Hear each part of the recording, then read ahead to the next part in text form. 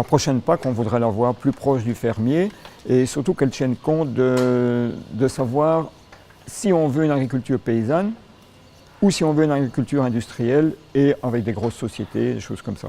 Et pour ce faire, il faudrait qu'on redéfinisse correctement le terme agriculteur actif. Il faut plafonner la production, ça ne sert à rien de produire trop de lait et donner la possibilité que chaque agriculteur qui est prêt à diminuer, à baisser sa production volontairement, qu'il soit indemnisé pour mettre le marché en équilibre. Surtout on a des craintes par rapport au budget qu'on va nous allouer. On sait que les budgets auraient tendance à être à la baisse et on sait que nos revenus ne sont pas à la hausse. Ça dure 10 ans qu'il y a une crise dans le monde agricole.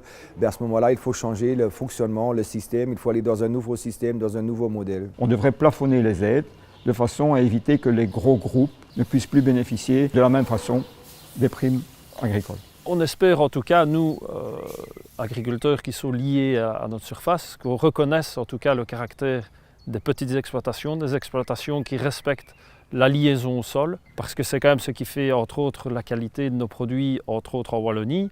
Dans la future PAC, pour que les jeunes puissent s'installer, il faut leur donner l'accès à la terre, il faut leur donner un revenu décent, il faut leur donner aussi des loisirs parce qu'ils ont le droit d'aller en vacances un peu, comme toutes les autres classes sociales. Et on a l'obligation de faire tout ce travail-là aussi pour la nouvelle, pour la jeune génération, qu'ils ont un avenir, mais aussi pour nos parents, nos grands-parents qui ont fait tout le travail ici pour qu'on a dans une ferme familiale de sauvegarder ce patrimoine qu'on a obtenu d'eux.